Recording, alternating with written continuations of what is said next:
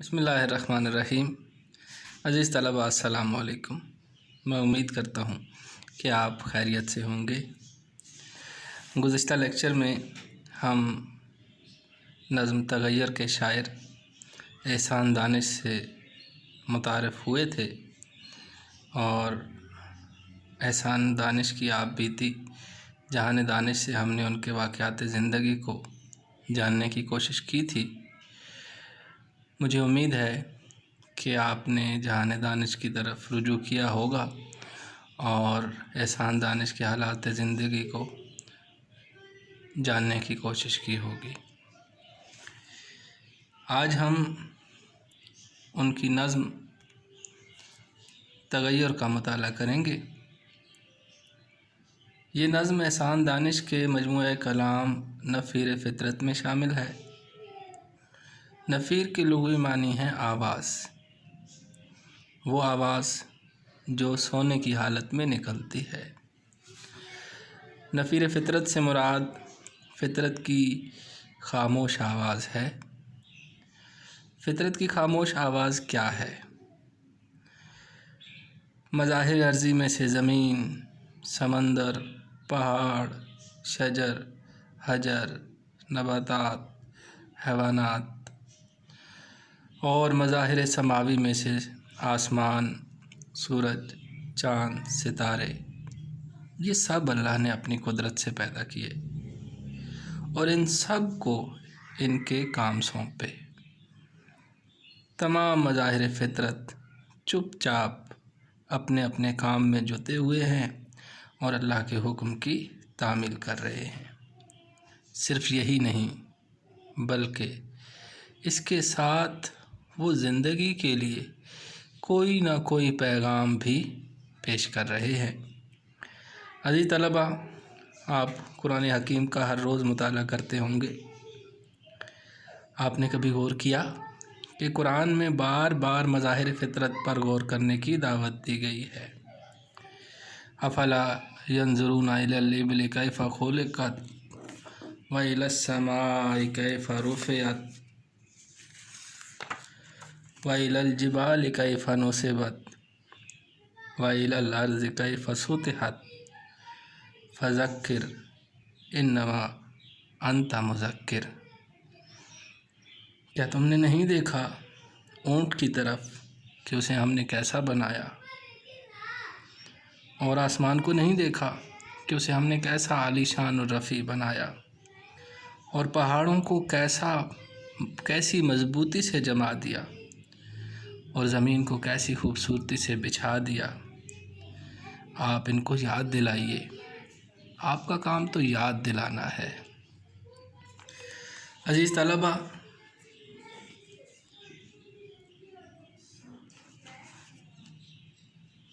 مظاہر فطرت میں ہمارے لیے خاموش پیغامات ہیں، اسی لیے یہ دعوت بار بار دی جاتی ہے۔ انہی خاموش پیغامات کو نفیر فطرت کہتے ہیں۔ احسان دانش کے اس مجموعے میں کبھی شاعر مظاہر فطرت سے کلام کرتا ہے اور کبھی مظاہر فطرت شاعر سے کلام کرتے ہیں۔ مظاہر فطرت سے ہم کلامی نے شاعر کو جو شعور بخشا، جو دانش عطا کی، وہ اس نظم میں موجود ہے۔ شاعر نے مظاہر فطرت پر غور کرنے اور ہم کلام ہونے کے بعد یہ نتیجہ اخذ کیا کہ تغیر ایک مسلمہ حقیقت ہے۔ یہی اس نظم کا عنوان ہے۔ اس نظم میں شاعر یہ خیال پیش کرتا ہے کہ تمام مظاہر فطرت ہر وقت مصروف عمل رہتے ہیں اور ان کا عمل ان کی بدلی ہوئی حالت سے ظاہر ہوتا رہتا ہے۔ مظاہر فطرت کی لحظہ لحظہ بدلتی ہوئی حالت انسان کو تغیر، بدلاؤ اور ترقی کا درس دیتی ہے۔ یہی اس نظم کا مرکزی خیال ہے۔ اب ہم دیکھتے ہیں کہ شاعر نے اس جاں فضا پیغام کا سلسلہ خیال نظم میں کس طور پیش کیا ہے۔ آئیے نظم کی طرف۔ نظم کا عنوان ہے تغیر۔ اے ہم نشیں کلام میرا لا کلام ہے، سن زندگی تغیر پہم کا نام ہے۔ راتوں کو ہے سحر کی تجلی کا انتظار، ہے ہر صدا فراق خاموشی میں بے قرار، سوئے خزاں بہار گلستاں روانہ ہے، ہر برگ کا سکوت سراپا فسانہ ہے، نکہت کی کوششیں کہ نکلنا نصیب ہو، موسم کو یہ لگن کہ بدلنا نصیب ہو، شمس و قمر کو ضد ہے کہ گرمیں سفر رہیں، بے رنگیوں میں خالق کے شام و سحر رہیں، شہروں میں انقلاب بیاباں میں انقلاب، محفل میں انقلاب شبستان میں انقلاب، کس پر یہاں تغیر نو کا فسوں نہیں، اس بزم میں نصیب کسی کو سکون نہیں۔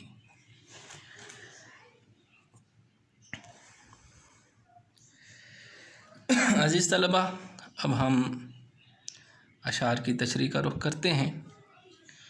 پہلا شعر ہے، اے ہم نشیں کلام میرا لا کلام ہے، سن زندگی تغیر پہم کا نام ہے۔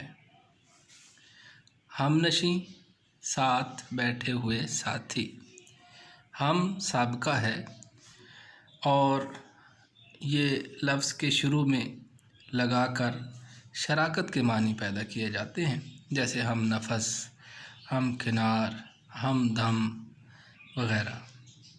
کلام بات، سخن۔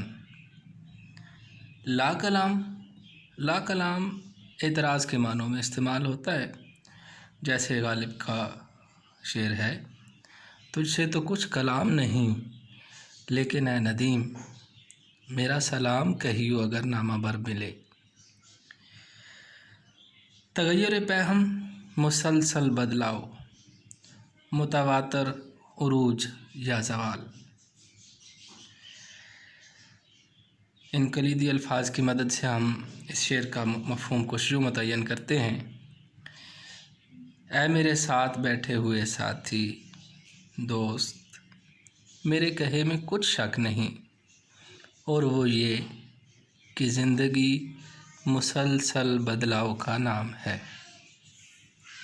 یا یوں بھی کہا جا سکتا ہے، اے دوست یہ مسلمہ حقیقت ہے کہ زندگی مسلسل تبدیلی کا نام ہے۔ اسے یوں بھی کہہ سکتے ہیں کہ شاعر اپنے مصاحب کے اس سوال کا کہ زندگی کیا ہے جواب دیتے ہوئے بلا خوف تردید کہتا ہے کہ زندگی بدلتے رہنے کا نام ہے۔ عزیز طلبہ، یہ حاصل نظم شعر ہے۔ حاصل نظم یا حاصل غزل وہ شعر ہوتا ہے جس میں شاعر پوری نظم یا پوری غزل کا پیغام دینا چاہتا ہے۔ شاعر نے نظم کے مجموعی نتیجے کو اس مطلع کی صورت میں نظم کے سر پر سجایا ہے، اور اس میں کلام اور نام قوافی ہے اور ہے اس کی ردیف ہے۔ اب آئیے اس کی تشریح کی طرف۔ اس شعر میں شاعر نے زندگی کی حقیقت کے بارے میں اپنا نقطہ نظر پیش کیا ہے، اور وہ یہ ہے کہ زندگی مسلسل تبدیلی کا نام ہے۔ آپ جانتے ہیں کہ زندگی کے بارے میں ہر کوئی اپنا مخصوص نقطہ نظر رکھتا ہے۔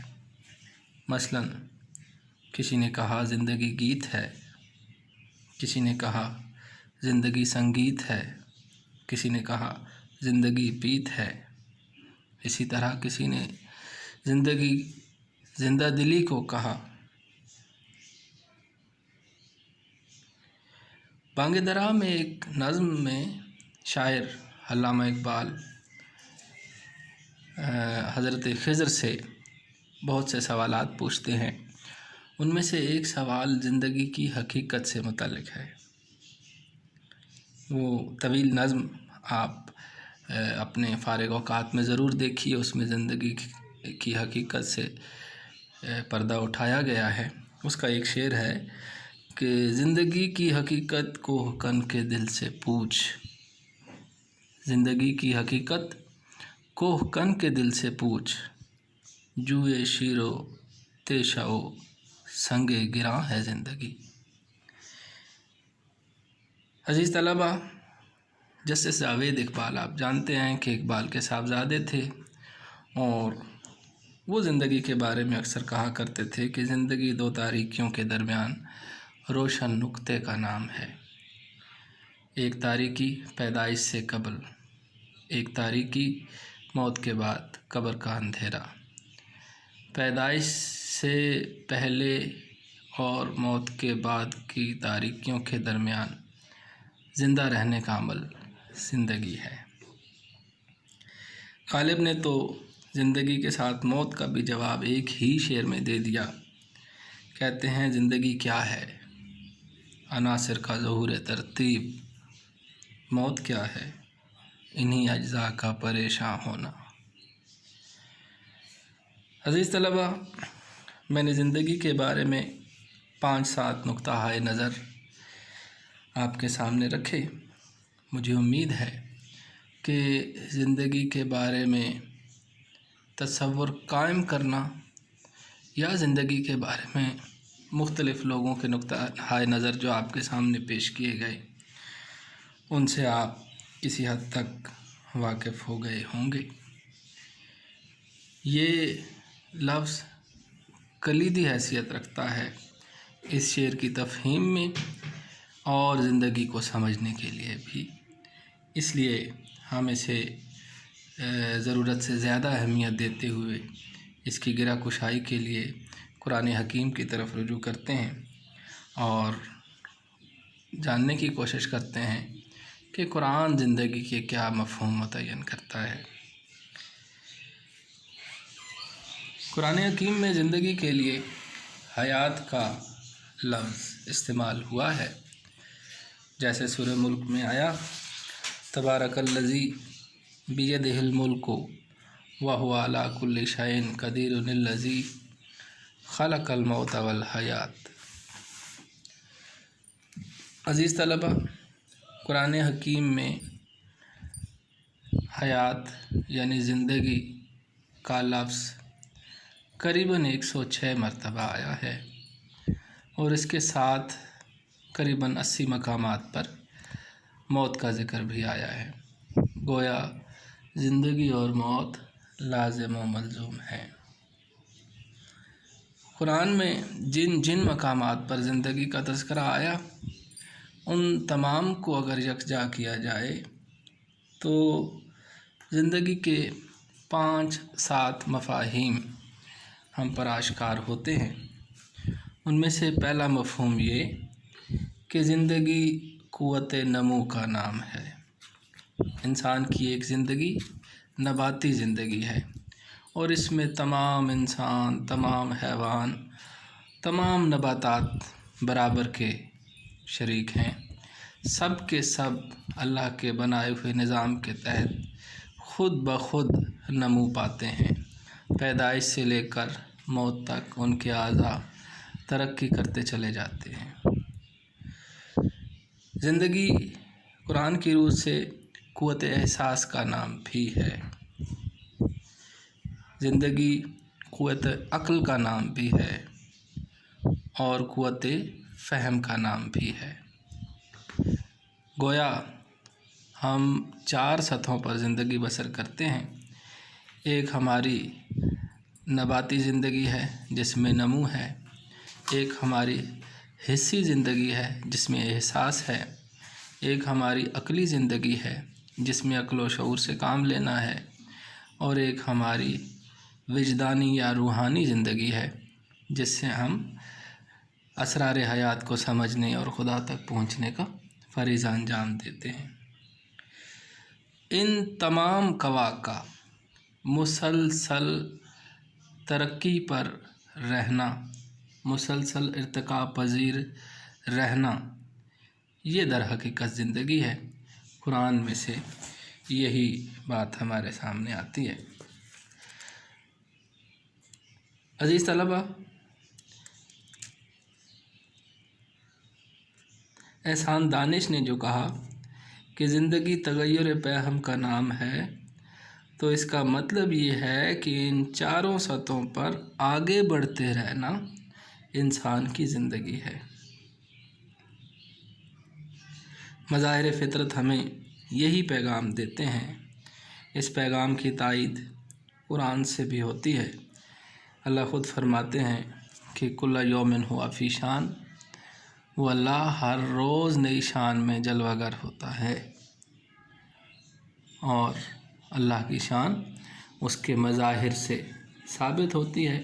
سورج، چاند، ستارے، زمین، آسمان، پہاڑ، سمندر، یہ سب اللہ کے مظاہر ہیں، اور ان کا تغیر، ہر لحظہ تبدیل ہونا ارتقاء کی علامت ہے، اور یہی ان کا پیغام ہے۔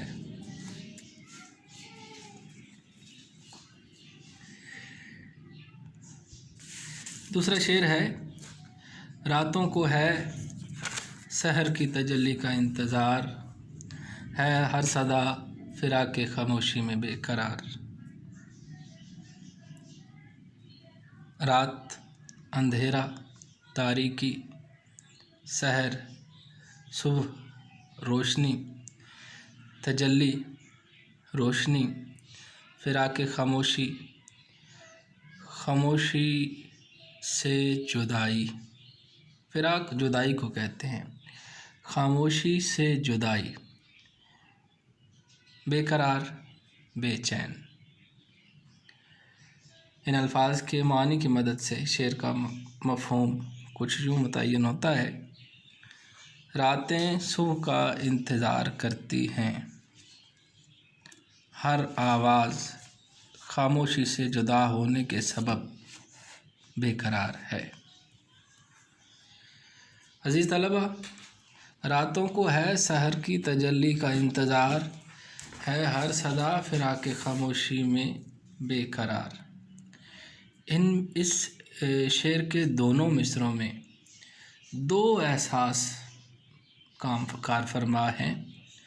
ایک احساس ہے بصری، آپ جانتے ہیں حواس خمسہ 5 ہیں، ان میں سے ایک حس ہے بصارت کی، یعنی دیکھنے کی حس، دیکھنا۔ تو راتوں کو ہے سحر کی تجلی کا انتظار، یہ ہماری بصارت کو بیدار رکھنے کے لیے بھی ہے۔ ہم اندھیرے اجالے کا فرق، ہم روشنی اور ظلمت کا فرق، ہماری آنکھیں ہمیں اس کا احساس ہمیں دلاتی ہیں، اور اس بات پر آمادہ کرتی ہیں کہ ہم مسلسل دیکھتے رہیں۔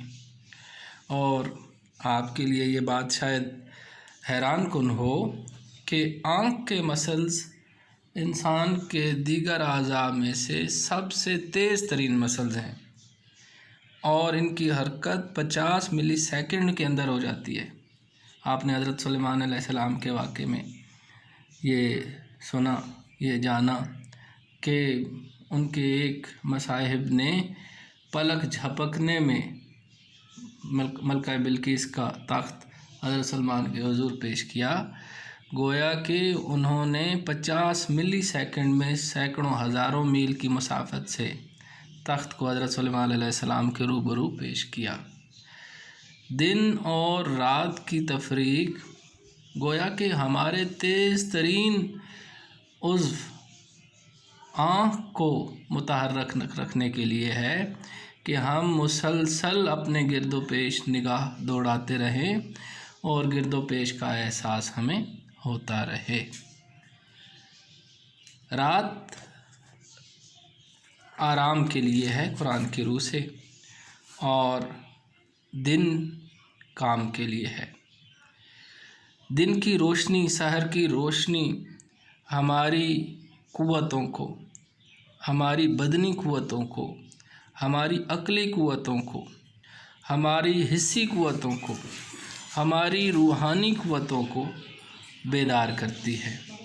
گویا انسان کی ترقی کا دروازہ روشنی ہے، جس کی مدد سے وہ مظاہر فطرت کو دیکھتا ہے اور ہر دم متحرک رہنے کی کوشش کرتا ہے۔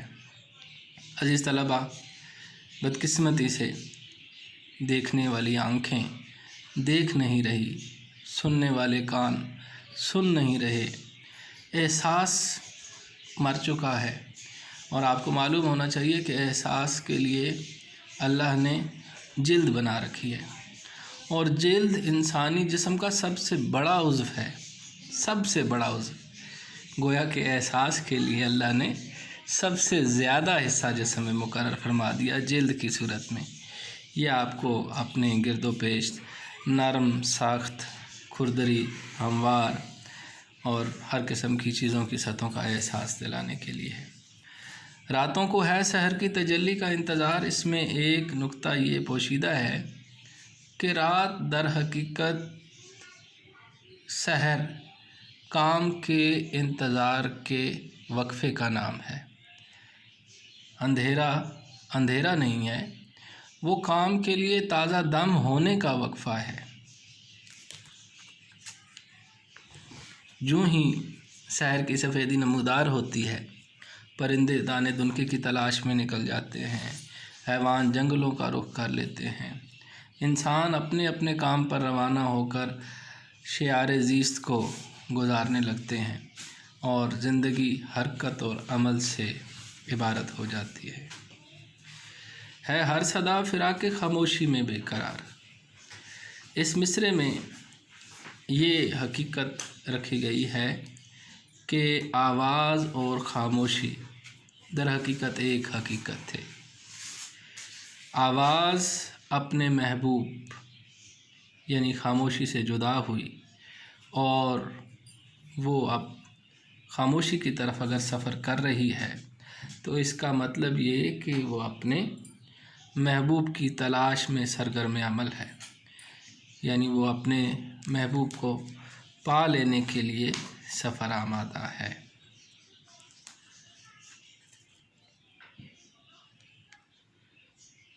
سوئے خزاں بہار گلستاں روانہ ہے، ہر برگ کا سکوت سراپا فسانہ ہے۔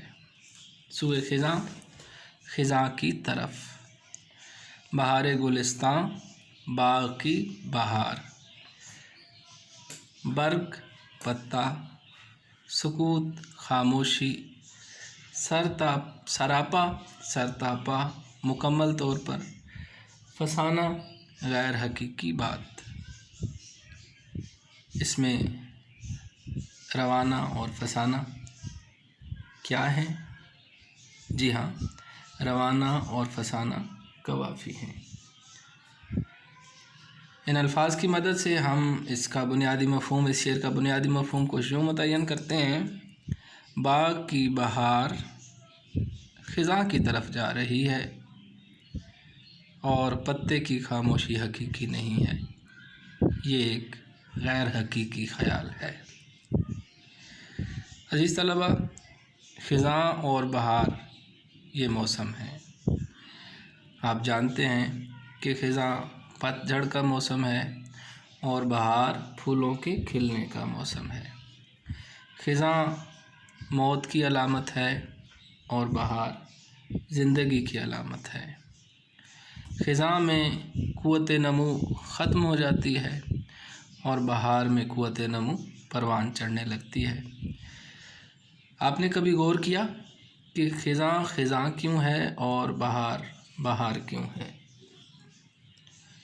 خزاں اس لیے خزاں ہے کہ اس میں بے اعتدالی ہے، بہار اس لیے بہار ہے کہ اس میں اعتدال ہے۔ خزاں غیر معتدل موسم ہے، بہار معتدل موسم ہے۔ اعتدال اور غیر معتدل ہونا، یہ عناصر سردی، گرمی، نمی، درجہ حرارت، ان کا توازن ہے۔ یہ سب چیزیں جب ایک توازن سے جمع ہو جاتی ہیں تو نمو کے لیے ماحول فراہم ہو جاتا ہے اور ماحول میں بہار آ جاتی ہے۔ جب یہ توازن بگڑتا ہے، شدید گرمی یا شدید سردی، تو پھر نمو کے امکانات رک جاتے ہیں اور خزاں کا موسم آ جاتا ہے۔ عزیز طلبہ، آپ پارے سے واقف ہوں گے۔ مظاہر فطرت میں سے ایک ہے پارا، سیماب بھی کہا جاتا ہے۔ آپ اس کی صفت سے واقف ہیں؟ جی ہاں، تھرمامیٹر میں استعمال ہونے والا پارا مرکری موسم کی ذرا سی اونچ نیچ، درجہ حرارت کا ذرا سا تغیر محسوس کرنے کا آلہ، محسوس کرنے کا مظہر پارا ہے۔ یہ ہمیں اس بات کا درس دیتا ہے کہ موسموں کا احساس کیا جائے، موسموں کا لحاظ رکھا جائے، اور پارے کے اس درس نے آپ کے سامنے ویدر رپورٹ رکھ دی۔ آپ اس ایک مظہر کے اس درس سے پیش بینی کر سکتے ہیں، بتا سکتے ہیں کہ اگلا ہفتہ بارشوں والا ہوگا یا نہیں ہوگا، موسم خشک رہے گا یا تر رہے گا، ہوا میں نمی کا تناسب کیا رہے گا۔ تو آپ نے دیکھا کہ ایک مظہر نے ان سائنس اور ٹیکنالوجی کے لیے کتنا راستہ ہموار کر دیا کہ وہ آنے والے زمانوں کے موسموں سے باخبر ہو گئی۔ یہ ہے مظاہر فطرت کے درس۔ ہر برگ کا سکوت سراپا فسانہ ہے، بظاہر پتے خاموش ہیں، لیکن یہ خاموش نہیں ہیں۔ مظاہر فطرت میں سے پتے خوراک کی فیکٹری کہلاتے ہیں۔ زندگی کا دار و مدار پتوں کے اوپر ہے، زندگی کا دار و مدار کلوروفل کے اوپر ہے، جو سبز رنگ ہے پتوں کے اندر۔ اور آپ باٹنی میں یہ بات جان چکے ہیں کہ پتوں کے اندر سٹومیٹاز سانس لینے کے لیے ہیں، پتوں کے اندر نظام پانی کا موجود ہے جو زمین سے پانی حاصل کر رہا ہے، نمکیات حاصل کر رہا ہے، سورج کی روشنی حاصل کر رہا ہے۔ اور حیران کن بات یہ ہے کہ ایک 200 پاؤنڈ کے ڈرم میں ایک بانس کی کلم لگائی گئی اور 1.5 سال کے اندر وہ 150 پاؤنڈ کی ہو گئی۔ عزیز طلبہ، آپ نے دیکھا کہ سورج کی روشنی اور پانی سے 150 پاؤنڈ ایک سال کے اندر جو ہے وہ پیدا ہوا۔ تو کیا یہ پتے خاموش ہیں؟ کیا یہ بے عمل ہیں؟ کیا یہ کوئی کام سر انجام نہیں دے رہے؟ نہیں، یہ فہم کا قصور ہے۔ پتے عظیم خدمت انجام دے رہے ہیں، اور وہ یہ کہ وہ ساری دنیا کو، سارے انسانوں کو، سارے حیوانوں کو خوراک فراہم کر رہے ہیں۔ اور خوبصورتی اور لطافت یہ کہ وہ بولتے بھی نہیں کہ ہم تم پر احسان کر رہے ہیں۔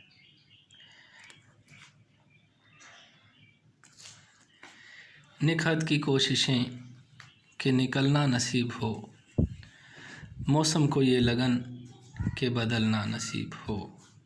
نکہت خوشبو، شدید خواہش، نکہت خوشبو، لگن، شدید خواہش۔ اس کا مفہوم کچھ یوں متعین ہوگا: خوشبو پھول سے نکلنے کی تمنائی ہے، اور موسم کی شدید خواہش ہے کہ وہ ایک حالت سے دوسری حالت میں چلا جائے۔ عزیز طلبہ، اب آپ بتائیے کہ نکہت کی کوششیں کہ نکلنا نصیب ہو، اس مصرعے میں شاعر کون سی حس سے کام لے رہا ہے؟ شاعر کی کون سی حس شاعر کو یہ بتا رہی ہے کہ پھول کے اندر خوشبو نکلنے کے لیے بے تاب ہے؟ جی ہاں، قوت شامہ۔ سونگھنے کی حس۔ سونگھنے کی حس نے شاعر کو بتایا کہ پھول کے اندر خوشبو ہے اور وہ خوشبو پھول کے وجود کو تار تار کر کے اس سے نکلنا چاہتی ہے۔ موسم کو یہ لگن کہ بدلنا نصیب ہو، اس میں کون سا احساس کار فرما ہے؟ جی ہاں، لمس۔ آپ کا احساس جو جلد کے ساتھ آپ کو ہوتا ہے۔ اس وقت آپ شدید گرمی محسوس کر رہے ہیں، جس کے نتیجے میں آپ پسینے میں شرابور ہو سکتے ہیں، آپ نڈھال ہو سکتے ہیں۔ اس شدید گرمی کے موسم کی یہ شدت اس بات کا اظہار کر رہی ہے کہ وہ اس حالت میں نہیں رہنا چاہتی۔ اسی طرح سے شدید سردی، جب آپ ٹھٹھر رہے ہوتے ہیں، آپ کے دانت بج رہے ہوتے ہیں، آپ رضائی اوڑھ کے بیٹھے ہوتے ہیں، آگ تاپ رہے ہوتے ہیں، اس وقت کی شدید سردی کی خواہش یہ ہوتی ہے کہ وہ اس حالت پہ نہ رہے اور وہ دوسری حالت میں چلی جائے۔ پھول کی خوشبو پھول کے مقصد حیات کو پا لینے کے لیے مضطرب ہے۔ پھول کا مقصد حیات کیا ہے؟ پھول اور تمام مظاہر فطرت ایک سے زیادہ مقاصد کے لیے ہیں۔ پھول کا ایک بنیادی مقصد تو بقائے نو ہے۔ گلاب کے پھول کا ایک مقصد گلاب کی نسل کو برقرار رکھنا ہے، تاکہ اس سے نئے پھول اگتے رہیں اور دنیا کے ارتقاء کو رنگوں سے رنگ بار کرتے رہیں۔ اور ایک مقصد اس کا خوشبو ہے، خوشبو بکھیرنا، ماحول کو معطر کرنا، تاکہ خوشبو سے ماحول خوشگوار ہو جائے۔ اور ایک طرح سے خوشبو پھول کا میسج بھی ہے انسیکٹس کے لیے، حشرات الارض کے لیے، کہ پھول کھل چکا ہے۔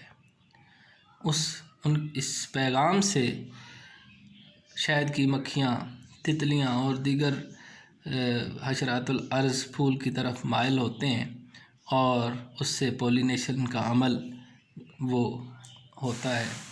حیوانات اس سے خوراک حاصل کرتے ہیں اور اس سے دیگر بھی فوائد حاصل ہوتے ہیں۔ بہت سے شاعروں نے پھولوں اور خوشبوؤں کو اپنے اشعار کا موضوع بنایا ہے۔ فیض کا شعر تو آپ نے سنا ہی ہوگا: رنگ پیرہن کا خوشبو زلف لہرانے کا نام۔ رنگ پیرہن کا خوشبو زلف لہرانے کا نام، موسم گل ہے تمہارے بام پر آنے کا نام۔ عزیز طلبہ، نکہت ہر وقت اس کوشش میں رہتی ہے، خوشبو اس کوشش میں رہتی ہے کہ پھول سے نکلے اور فرض زندگی کو انجام دے دے، اپنی ڈیوٹی مکمل کر لے۔ اللہ نے اسے جس کام کے لیے اس دنیا میں بھیجا، وہ قبائے گل سے نکل کر وہ ادا کر دے، اور موسم ہمیشہ ایک دوسرے کے پیچھے لگے ہیں کہ وہ بدلتے رہیں۔ شمس و قمر کو ضد ہے کہ گرم سفر رہیں، بے رنگیوں میں خالق کے شام و سحر رہیں۔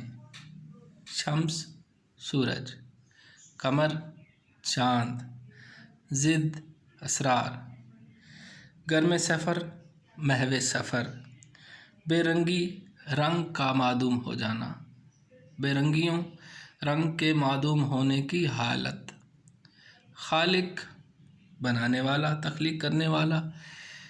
شام آپ جانتے ہیں، سحر تاریکی کے بعد روشنی کا نام سحر ہے، اور سحر اس کیفیت کو کہتے ہیں جیسے آپ رمضان میں سحری کرتے ہیں، تو آپ نے اگر غور کیا ہو تو صبح صادق کے وقت مشرق سے روشنی کی ایک لکیر آسمان کی طرف سفر کرتی ہے، اسے بھی سحر کہتے ہیں۔ اس شعر کا مفہوم یہ ہوا کہ سورج اور چاند سفر پر اصرار کر رہے ہیں تاکہ وہ دن اور رات بناتے رہیں۔ عزیز طلبہ، آپ جانتے ہیں کہ اللہ نے کسی بھی چیز کو بے مقصد پیدا نہیں کیا۔ سورج کو اللہ نے روشنی دینے کا آلہ بنایا ہے، چاند کو اللہ نے روشنی بخشنے کا آلہ بنایا ہے۔ اس کے علاوہ بھی ان کے دیگر کام ہیں۔ چاند کے لیے قرآن حکیم میں جب نبی اکرم صلی اللہ علیہ وسلم سے پوچھا گیا تو آپ صلی اللہ علیہ وسلم نے فرمایا کہ یہ وقت بتانے کا آلہ ہے۔ وقت کا شمار دو طرح سے ہے، ایک دن اور رات کی تقسیم ہے اور ایک ماہ و سال کی تقسیم۔ دن اور رات کے لیے جو آلہ ہے وہ ہے سورج، اور ماہ و سال کی پیمائش کے لیے چاند کو بنایا گیا ہے۔ سورج دن کو پیدا کرتا ہے، سورج کی روشنی صبح کو، سحر کو جنم دیتی ہے، اور آپ جانتے ہیں کہ سورج کی کرن نیلے، پیلے، سبز، نارنجی، آسمانی اور بنفشی رنگوں کا مرکب ہے، اور ان 7 رنگوں سے مل کر نور پیدا ہوتا ہے جسے روشنی کہتے ہیں۔ وہ نور جو ہماری قوت نمو کو پروان چڑھاتا ہے، وہ نور جو ہماری قوت احساس کو بیدار کرتا ہے، وہ نور جو ہماری قوت عقل کو راستہ دکھاتا ہے، وہ نور جو ہماری قوت روحانی کو خدا کی طرف لے کے جاتا ہے، وہ نور شمس کا، وہ نور چاند کا ثمر ہے جو چاند ہمیں فراہم کرتا ہے۔ اور سورج دن کی عظیم نعمت مخلوقات کو عطا کرتا ہے، اور مخلوقات اس عظیم نعمت، اس کی روشنی، اس کے ثمر سے اپنی زندگی کو بامقصد بنانے کے لیے محو سفر رہتے ہیں۔ بے رنگیوں میں خالق شام و سحر رہیں۔ عزیز طلبہ، آپ چشم تصور سے دیکھیے کہ روشنی نہ ہو تو کیا ہو۔ یہ خیال دل دہلا دینے کے لیے، روح کو لرزا دینے کے لیے کافی ہے۔ تو کیوں نہ ہم مظاہر فطرت میں سے سورج کے اس مقصد پر آفرین کہیں کہ وہ کتنا عظیم ہے رب، جس نے سورج کو روشنی دینے کا اور دن اور رات کے پیدا کرنے کا آلہ بنا دیا۔ اور یہاں یہ بات بھی قابل ذکر ہے کہ لا الشمس ينبغي لها ان تدرك القمر ولا الليل سابق النهار۔ نہ سورج چاند کو پکڑ سکتا ہے اور نہ رات دن سے پہلے آ سکتی ہے، یعنی سورج اور چاند اپنے اپنے مدار میں سفر کر رہے ہیں، اور یہ اچانک، یہ سڈن واقعہ نہیں ہے، یہ کسی علیم اور خبیر کا کارنامہ ہے جو انہیں اتنے نظم و ضبط کے ساتھ اپنے اپنے مدار میں قائم رکھے ہوئے ہے۔ رات کبھی دن سے پہلے نہیں آ سکتی، وَلَا اللَّيْلُ سَابِقُ النَّهَارِ، ہمیشہ دن پہلے آئے گا اور اس کے بعد رات۔ اس کا مطلب یہ ہوا کہ دن جو زندگی کی علامت ہے، جو حرکت کی علامت ہے، جو برسر پیکار رہنے کی علامت ہے، جو برسر عمل رہنے کی علامت ہے، وہ ہے منشائے الہی، وہ اللہ کی مرضی ہے کہ انسان، حیوان سب عمل میں مصروف رہیں، اور رات تو آرام کے لیے ہے، اور آرام بھی قوائے ذہنی و عقلی و بدنی کو تقویت دینے کے لیے ہے۔ آرام بذات خود فی نفس ہی کوئی معنی نہیں رکھتا بجز اس کے کہ وہ ہماری بدنی قوت کو راحت پہنچائے تاکہ بدن پہلے سے زیادہ کام کر سکے، وہ ہماری عقلی قوت کو راحت پہنچائے تاکہ ہماری عقل پہلے سے بہتر کام کر سکے، تاکہ ہمارے حس کو سکون پہنچائے، ہمارے احساس پھر سے بیدار ہوں اور نئے سرے سے کام کرنا شروع کر دیں، ہماری روحانی قوت پہلے سے بڑھ کر کام کرنا شروع کر دے۔ شام اور سحر دن اور رات کا استعارہ بھی ہے، اور ان کا مطلب یہ ہے کہ دن اور سحر رنگ کی علامت ہے، روشنی کی علامت ہے، رنگوں کی علامت ہے، اور شام تاریکی اور ظلمت اور اندھیرے کی علامت ہے۔ ان کو پیدا کرنے والے سورج اور چاند ہمیشہ یہ خواہش رکھتے ہیں کہ وہ کام کرتے رہیں، مصروف عمل رہیں، تاکہ زندگی کا نظام رواں دواں رہے۔ یہاں ایک اور بات گرم سفر سے ذہن میں ابھرتی ہے، اور وہ یہ کہ سورج کی روشنی میں حرارت ہے، اور حرارت نمو کے لیے بنیادی عنصر ہے، جبکہ چاند کی روشنی میں ٹھنڈک ہے، اور وہ راحت کے لیے ناگزیر لازمہ ہے۔ تو یہ مظاہر فطرت جن اوقات میں نمودار ہوتے ہیں، اپنے مزاج سے ان اوقات کو ایک پیغام دیتے ہیں، اور وہ یہ ہے کہ سورج کام کا پیغام دیتا ہے، اور چاند آرام اور راحت اور رومان کا پیغام دیتا ہے۔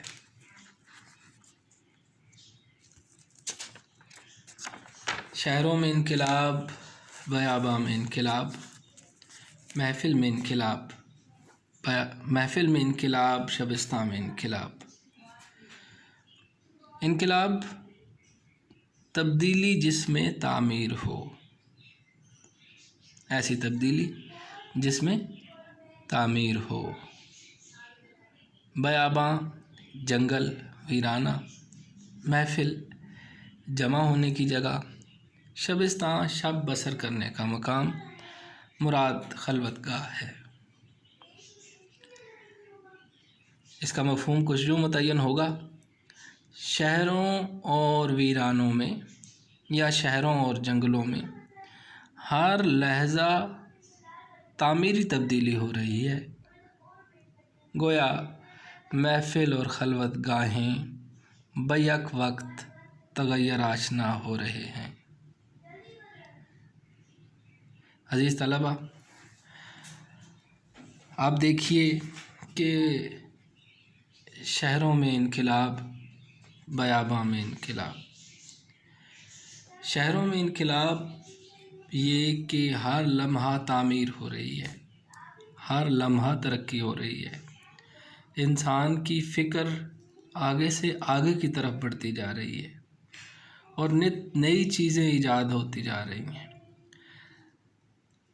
آنے جانے کے لیے آج سے پہلے اس طرح کے ذرائع استعمال نہیں ہوتے تھے، پیغام رسانے کے لیے اب سے پہلے اس طرح کے آلات استعمال میں نہیں تھے، اوڑھنے پہننے کا یہ سلیقہ اس سے پہلے نہیں تھا، بیماریوں کی تشخیص کے لیے ہمارے پاس اس طرح کے آلات اس سے پہلے نہیں تھے۔ اس سے پہلے ہماری زندگی کا انداز بالکل مختلف تھا، یہاں تک کہ اگر 1 صدی کی مسافت سے دیکھا جائے تو یہ تبدیلی کسی کرشمے، کسی جادو، کسی سحر سے کم دکھائی نہ دے۔ آپ دیکھیے کہ تاریکی میں یہ جلتی ہوئی روشنیاں، یہ دوڑتی ہوئی گاڑیاں، یہ فلک بوس عمارات، چشم تصور سے 1 صدی پہلے دیکھیے تو یہ آپ کو میدان دکھائی دیں گے۔ انہی جگہوں پر اونٹوں، بیل گاڑیوں، گھوڑوں اور پیدل سفر کرتے ہوئے قافلوں کے نقش آپ کو نظر آئیں گے۔ یہیں آج راکٹ، ہوائی جہاز اور تیز ترین گاڑیاں دوڑتی ہوئی نظر آ رہی ہیں۔ بیاباں میں انقلاب جنگلوں اور ویرانوں کو عموماً ایک ہی حال پر تصور کیا جاتا ہے، لیکن ایسا نہیں ہے۔ صحراؤں میں راستہ بھٹک جانے کے امکانات اس لیے بھی ہوتے ہیں کہ ایک ٹیلا جو آج یہاں ہے کل 3 میل کی مسافت پر وہی ٹیلا منتقل ہو جائے گا۔ ہوائیں اس ریت کو اس تیزی سے منتقل کر دیتی ہیں کہ ہم راستہ بھول جاتے ہیں۔ نباتات کی نمو کو دیکھ لیجئے، کس قدر نئی نئی بوٹیاں، جڑی بوٹیاں، درخت آپ کے سامنے آتے ہیں۔ ہر روز نئی کونپل نکلتی ہے، اسے جانور چرتے ہیں، دوبارہ نئی کونپل نکلتی ہے۔ ہر روز نیا پھل لگتا ہے، اسے پرندے کھاتے ہیں اور پھر نیا پھل لگتا ہے۔ ہر روز نو بنو مخلوقات آپ کے سامنے آتی ہیں اور یہ سلسلہ ازل سے جاری ہے اور ابد تک جاری رہے گا۔ یہ اللہ کے عظیم ارتقاء کا نمونہ ہے۔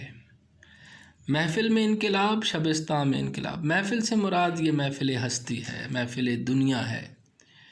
یہ محفل جو اللہ نے انسان کے لیے سجائی، یہ محفل جس کا خلیفہ اللہ نے انسان کو بنایا، اس میں ہر لحظہ تبدیلی ہو رہی ہے۔ شبستان میں انقلاب، شب بسر کرنے کی جگہ۔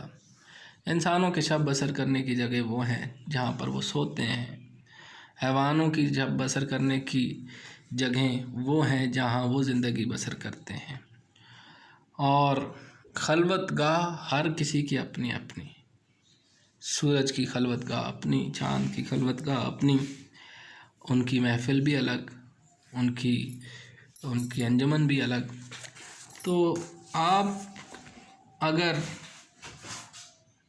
آنکھیں کھول کر دیکھیں تو کوئی جگہ ایسی نہیں جہاں پر ہر لمحہ تبدیلی وقوع پذیر نہ ہو رہی ہو۔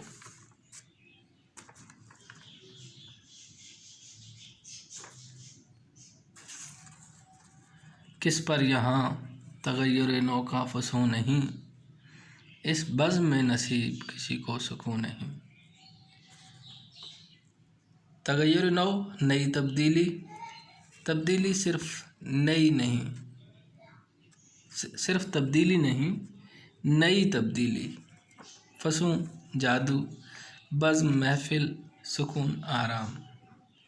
اس کا مطلب یہ ہے کہ دنیا کی اس محفل میں کون ہے جس پر نئی تبدیلی کا جادو اثر نہیں کر رہا؟ در حقیقت ایسا کوئی نہیں جو ہر آن بدل نہ رہا ہو۔ آسمان کی طرف نگاہ اٹھائیں تو ہر اجرام فلکی، تمام اجرام فلکی اپنے اپنے مدار میں سفر کر رہے ہیں۔ بادل اور ہوائیں مسلسل اپنی تبدیلی کا پتہ دے رہی ہیں۔ نباتات کو دیکھیں تو پھولوں کا کھلنا، پھلوں کا لگنا، درختوں کا سرسبز و شاداب ہونا، پتوں کا جھڑنا، یہ سب تبدیلی کا نشان ہے۔ شہروں کو دیکھیں تو وہاں پر زندگی کی چہل پہل، رونق، ایجادات، سائنسی ترقی، یہ تغیر نو کی علامت ہے۔ بیاباں میں دیکھیں تو وہاں پر بھی مسلسل تبدیلی ہو رہی ہے، اور اس کا مطلب یہ ہے کہ دنیا میں کوئی چیز ایسی نہیں جو تغیر آشنا نہیں، ما سوائے اللہ رب العزت کے۔ عزیز طلبہ، اس کے ساتھ ہی آج کا سبق ختم ہوا۔ میں امید کرتا ہوں کہ نظم کے یہ اشعار آپ کے لیے خوشگوار ثابت ہوں گے۔ میں آپ سے اجازت چاہتا ہوں۔ اللہ حافظ۔